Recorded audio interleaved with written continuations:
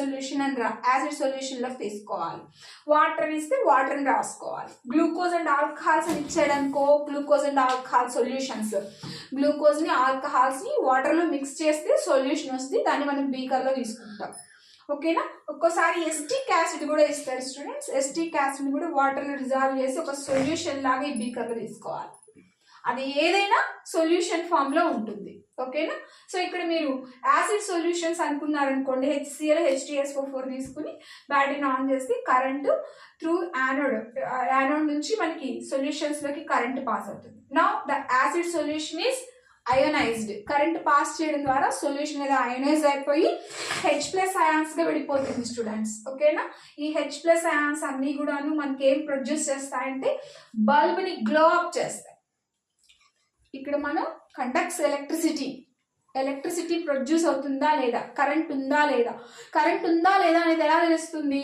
Bulb on అయితే current ఉన్నట్టు, bulb of అయిపోయింది అనుకో కరెంట్ లేనట్టు. సో యాసిడ్ సొల్యూషన్స్ అనేవి కరెంట్ పాస్ చేయడం ద్వారా అయోనైజ్ అయినప్పుడు H+ అయాన్స్ రిలీజ్ చేస్తాయి కాబట్టి బల్బ్ అనేది గ్లో అవుతుంది students. Then they are conducts ఎలక్ట్రిసిటీని ప్రొడ్యూస్ చేస్తున్నట్టు.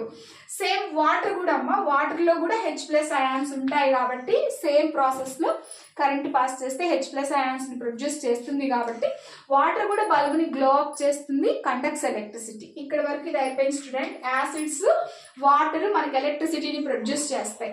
నెక్స్ట్ సెకండ్ తీసుకోండి, గ్లూకోజ్, ఆల్కహాల్స్ తీసుకుంటే they do not conduct electricity students, ఎందుకంటే they have no H+ ions.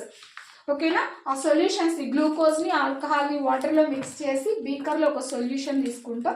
సొల్యూషన్లోకి same process current pass చేస్తే అవి H+ అయాన్స్ని ప్రొడ్యూస్ చేయవు కాబట్టి do not conducts electricity.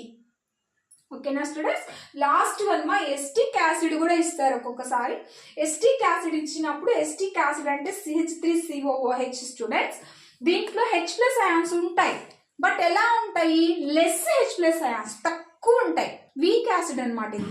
H+ ions తక్కువగా ఉండడం వల్ల ఆ బల్బ్ అనేది గ్లో కాలేదు కాబట్టి CH3COOH అంటే ఎస్టిక్ యాసిడ్ అనేది do not conducts electricity students.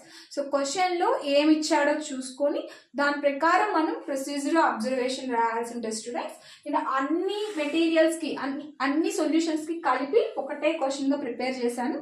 వాడు ఏది ఇస్తే ఆ అబ్జర్వేషన్ పాయింట్స్ నోట్ చేసుకుంటూ ప్రొసీజర్ డయాగ్రామ్స్ అన్ని ప్రెజెంట్ చేయాలి స్టూడెంట్స్. థ్యాంక్ యూ మా.